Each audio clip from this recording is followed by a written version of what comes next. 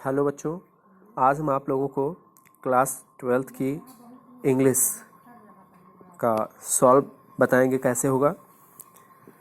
पहला section A का passage है, men's life is not measured by the number of days, months and years that he has lived, but by the deeds he has done and by the achievement he has made. What is the real significance in life is not the quantity but the quality of experience.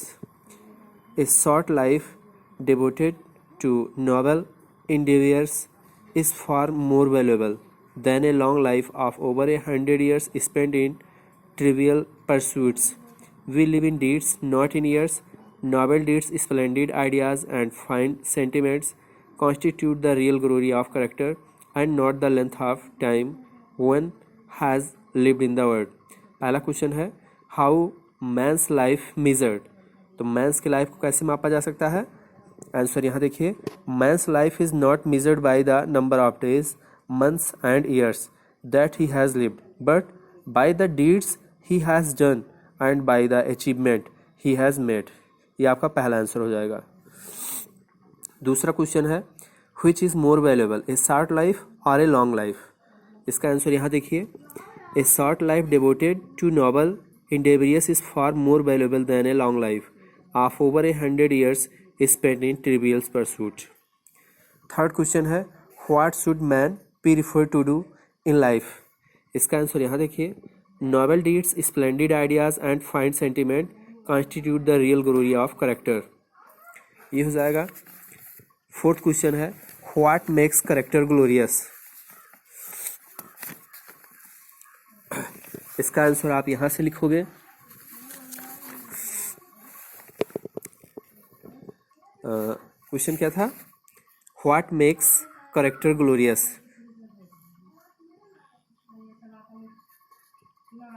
तो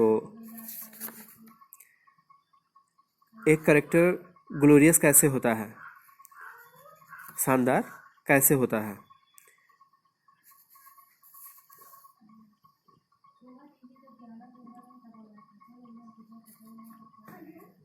यहाँ से लिख दोगे, noble deeds, splendid ideas and fine sentiment constitute the real glory of characters and not the length of time.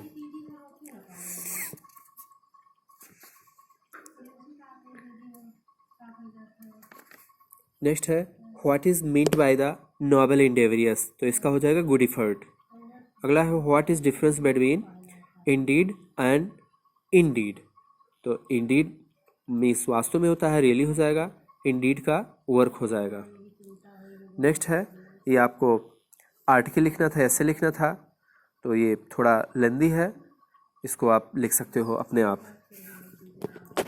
Next, ये letter हमने बताया था cleanness के ऊपर, तो ये भी आप लिखोगे। इसमें देखिए सेक्शन सी में, choose the correct option to answer the following questions. One who takes the bright side of it, that is called optimist हो जाएगा इसका। The phrase run down means, इसका मतलब हो जाएगा to be in poor health, to be in poor health. Next है, the synonyms of frank, frank का हो जाएगा candid. Next, I prefer a pen than a pencil. इसमें जो है, ये मैंने कलम के बजाय पेंसिल प्रेसित की, तो इसमें प्रीफर भी सही है, पेन भी सही है, देन तो लगना ही है। टू ए पेंसिल, देन की जगह पे टू हो जाएगा बस, और कुछ नहीं, देन की जगह पे टू कर दोगे।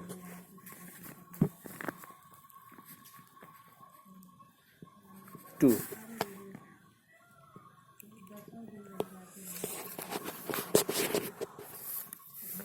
The antonyms of knowledge is ignorance हो जाएगा।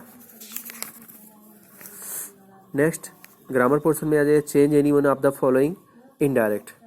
तो he said to me, what did you do yesterday. तो इसका इनडायरेक्ट बनाओगे, क्वेश्चन मार्क लगा है, इंट्रोगेटिव सेंटेंस है, तो ही आस्क्ड मी व्हाट फिर प्रोनाउन चेंज कर दोगे, यू को मी के अनुसार आई हो जाएगा, आई हैड डन यस्टरडे का प्रीवियस डे हो जाएगा। दूसरा करना नहीं है, एक ही करना है।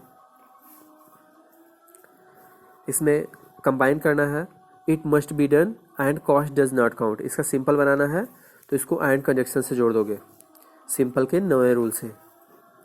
नेक्स्ट है, he was so tired he could not run.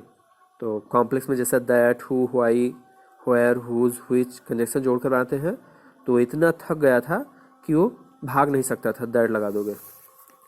Next है, यू कैन सॉल्व इट। इसकी पैसिव बनानी है, तो पहले ऑब्जेक्ट लाओगे इट, फिर कैन के साथ बी हो जाएगा, it can be solved by you. Next है, their glory can never fade. इसका इंट्रोगेटिव बनाना है, तो हेल्पिंग वर्ब कैन पहले ले आओगे, can their glory never fade, last में क्वेश्चन मार्क हो जाएगा। इसमें correct any one of the following sentence, I am tired in doing this, इसको करेक्ट करना है। तो इसमें टायर्ड देख रहे हो कि पास्ट की बात कर रहा है, तो एम न लगा के वाज हो जाएगा। Death is prefer than dishonour, इसमें प्रीफर एबल ऐसे कुछ वर्ड हैं जिनके साथ देन न लगा के टू लगाया जाता है। ये आपको अपने शब्द में यूज कर लेना है। ट्रांसलेशन देखिएगा, मुंशी प्रेमचंद एक महान साहित्यकार थे। Munshi Premchand was a great literary. उनका जन्म एक साधारण परिवार में और एक छोटे से गांव में हुआ था। तो he had born in a simple family, ordinary family and a small village. फिर भी वे पूरे विश्व में प्रसिद्ध हुए। Yet he became famous in whole world. Hindi तथा उर्दू दोनों भाषाओं में उनका समान अधिकार था। He had equal right in both subjects, Hindi and Urdu. Next है, उपन्यास तथा कहानियाँ लिखने में कुशल थे। He was expert to write novel and stories. आगे है, उनके उपन्यासों में भारतीय समाज का सजीव चित्रण मिलता है। In his novel gate a living character of Indian society. उनकी पुस्तकों का संसार की अधिकांश भाषाओं में अनुवाद हुआ है। His books have translated in more language of the world. उन्हें उपन्यास सम्राट कहा जाता है। He is called novel of emperor. वे एक सफल और लोकप्रिय शिक्षक थे। He was a successful and popular teacher.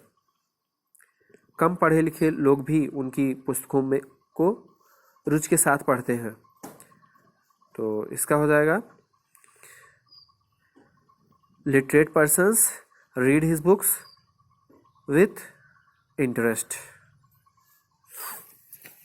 आगे ये सब हमने बताया ही था सप्लीमेंट्री का शॉर्ट याद करने के लिए, तो इसको आप लोगों ने देखा ही होगा। नेक्स्ट है कंप्रिहेंशन का, पोएट्री का comprehension. A thing of beauty से जो आया है, इसमें पहले का आंसर आप लिख दोगे। पहला क्वेश्चन है, what does the poet feels about a thing of beauty. तो आंसर लिखोगे, the poet feels about a thing of beauty is a joy for ever, its loveliness increases. Next है, what does the poet mean when he says it will never pass into. इसका answer लिखोगे, the poet means these gives us something when he says it will never pass into, nothing less.